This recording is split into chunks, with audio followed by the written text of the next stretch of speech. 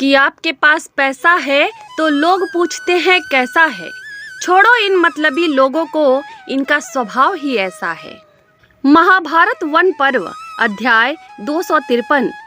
पांडवों ने जब गंधर्वों से दुर्योधन की रक्षा की और दुर्योधन सबको साथ लेकर हस्तिनापुर वापस पहुंचा, तब भीष्म जी ने दुर्योधन से कहा, तुम्हारे वन में जाते समय जैसा मैंने पहले भी कहा था वही आज फिर से कहता हूँ।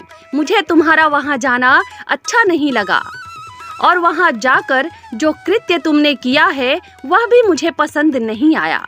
शत्रुओं ने तुम्हें वहाँ बलपूर्वक बंदी बना लिया और तुम्हें धर्मज्ञ पांडवों ने मुक्त कराया। क्या अब भी तुम्हें लज्जा नहीं आती? गांधारी नंदन, तुम्हारा प्रिय मित्र सूतपुत्र कर्ण गंधर्वों से भयभीत होकर युद्ध भूमि से चला गया था। जब सेना सहित तुम चीखते चिल्लाते रहे, उस समय उन पांडवों ने तो पराक्रम दिखाया, वह भी तुमने स्वयं देखा है। क्या उस समय तुमने उस खोटी बुद्धि वाले कर्ण का कर्म नहीं देखा था? मेरा तो ऐसा ही विश्वास है कि धनुर्वेद, शौर्य और धर्मचारण में उसकी पांडवों की अपेक्षा चौथाई भी योग्यता नहीं है। हे नरेश, मैं तो इस कुल के अभ्युदय के लिए आज भी उन महात्मा पांडवों के साथ संधि कर लेना ही उचित समझता हूँ। भीष्म के ऐसा कहने पर राजा दुर्योधन जोर से हंस पड़ा और शकुनी को साथ लेकर वहां से शीघ्र गति से चला गया। पीछे पीछे कर्ण और दुशासन भी वहां से चले गए। दुर्योधन की ऐसी हंसी और तिरस्कार के भाव से लज्जित हुए भीष्म भी अपने निवास स्थान की ओर चले गए। भीष्म के चले जाने पर कुछ समय बाद दुर्योधन उन्हें सभा में अपने शुभ चिंतकों के साथ गुप्त मंत्रणा करने लगा। हे मित्रों, अब कौन सा कर्म करने से हमारी भलाई है? अब क्या करना हमारे लिए शुभ परिणाम लाएगा? क्या करने में हमारा हित है? हम इसे ही विचार करने के लिए यहाँ उपस्थित हुए हैं।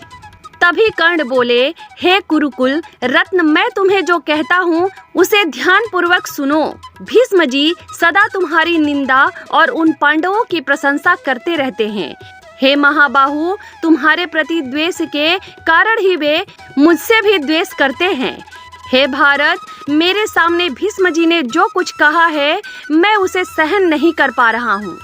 उन्होंने अभी यहाँ जो पांडवों का यश गान और तुम्हारी निंदा की है वह मेरे लिए असहनीय है। अतः तुम मुझे सेवकों और सेना के साथ दिग्विजय की आज्ञा दो। राजन, मैं आपके लिए पर्वतों और वन से भरी सारी पृथ्वी जीत लाऊंगा। जिस भूमि पर उन पांडवों पर विजय पाई है वह मैं तुम्हारे लिए अकेला ही जीत लाऊंगा। इसमें मुझे तनिक भी संदेह नहीं है। तभी मेरे पराक्रम को ये भीष्म अपनी आंखों से देखेंगे। राजन, मुझे आज्ञा दो, आपकी विजय निश्चित है। मैं यह प्रतिज्ञा पूर्वक सत्य आपसे कहता हूँ और अपने शस्त्र छूकर शपथ धारण करता हूँ।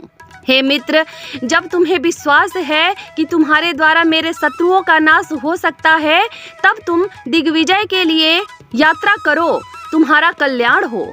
ऐसा करने की आज्ञा देकर तदनंतर दुर्योधन ने कर्ण की यात्रा संबंधी सारी तैयारियां करने की आज्ञा दी।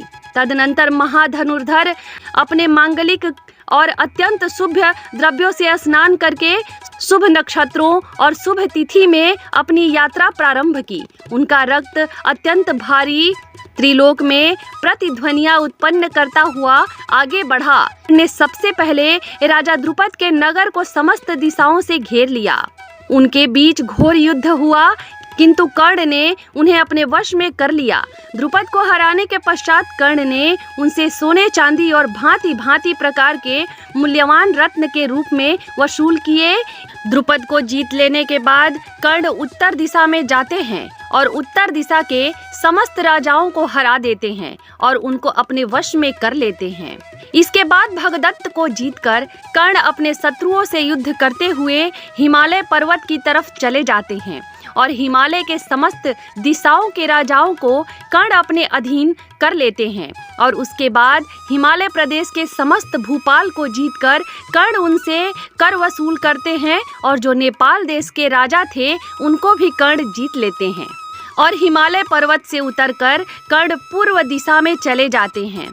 पूर्व दिशा में जाकर कर्ण ने अंग, वंग, कलिंग, सुरिक, मिथिला, मगध, कर्कखंड, अवशीर, युद्ध, अहिक्षत्र जैसे देशों को भी अपने पराक्रम से जीत लेते हैं।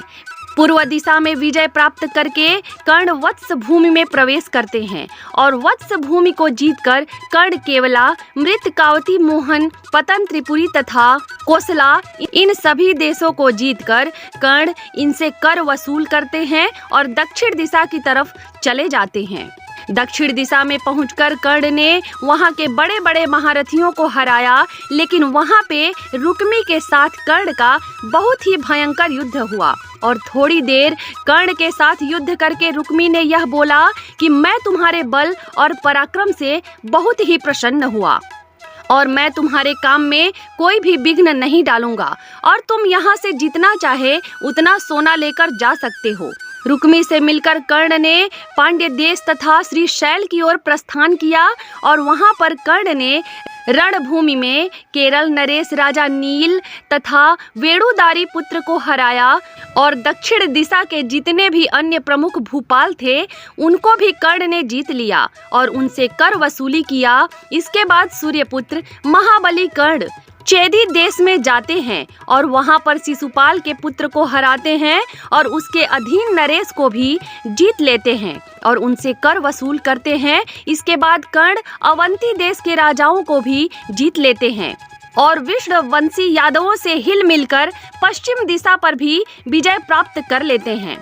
पश्चिम दिशा में कुछ राजा भी थे, उनको भी कर्ण जीत लेते हैं और उनसे कर वसूली करते हैं और उनका नाम था यवन और बर्बर। और कुछ इसी प्रकार से कर्ण पूर्व दिशा, उत्तर दिशा सभी दिशाओं को जीत लेते हैं और कुछ इसी तरीके से कर्ण म्लेच्छ, वनवासी, पर्वती, भद्र, रोहित कुमार आदि समस्त गण राजाओं को भी हरा देते हैं और इसके बाद विजयधारी कर्ण हंसते हंसते शशक और यवन राजाओं को भी जीत लेते हैं और कुछ इसी प्रकार से कर्ण नग्नजीत आदि महारथी नरेश समुदायों को भी जीतकर पूरे पृथ्वी को पराजित कर लेते हैं। और इस काम को करने के बाद कर्ण हस्तिनापुर लौट आते हैं।